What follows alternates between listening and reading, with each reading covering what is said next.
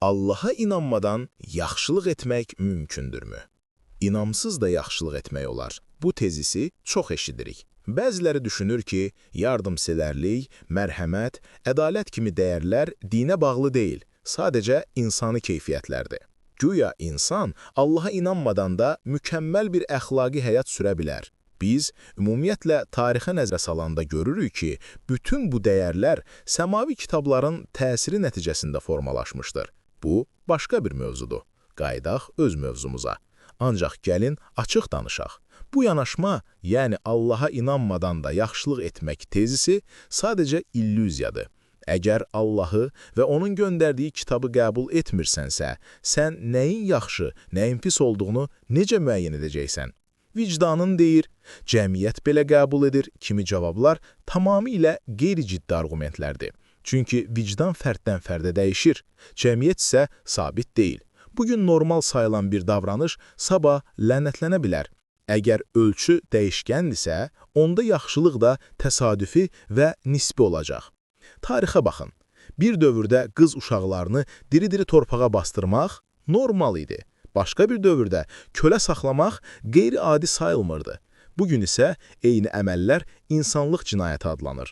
Deməli, insanın öz başına yaratdığı əxlaq anlayışı küləkdə əsən yarpaq kimidir. Sabit deyil. İlahi meyar olmayanda yaxşılıq da sadəcə subyektiv təsəvvürdən ibarət qalır. Bəli, inamsız bir insan ehtiyacı olan birinə kömək edə bilər və bu yaxşılıq sayıla bilər, amma paralel olaraq başqa onlarla pislik törədə bilər. Bu halda həmin yaxşılıq hansı dəyəri daşıyır? Bir damcı təmiz suya bir vedrə zəhər qarışdırıldıqda o su içilə bilirmi? Elə isə bir yaxşılıq 10 pisliyi örtə bilməz. Bu səbəbdən də insan həyatının bütün sahəsini əhatə edən bir meyar lazımdır. İnançsız insanın belə meyarı varmı? Bizim nümunədə isə bu meyar Qurandır və o, insanlığın bütün dövrlərini əhatə edir. Quran-ı Kərimi bütün əməllərin üçün meyar qəbul edilmədikdə, əməllərin ümumi mənzərəsi haqqında qəti hökm vermək mümkün olmur. Çünki yaxşılıq və pislik anlayışları nisbi xarakter daşıyır, şəxsi düşüncələrə və dəyişkən ictimai normalara bağlanır. Halbuki Quranı meyar götürən insan artıq əmindir ki, bu kitab aləmlərin Rəbbi tərəfindən göndərilmişdir. Bu qəbul eyni zamanda Allaha və axirətə imanı möhkəmləndirir. Beləcə, insanın davranışları yalnız dünyəvi təcrübələrlə deyil, həm də ilahi hikmət və əbədi dəyərlərlə ölçülür.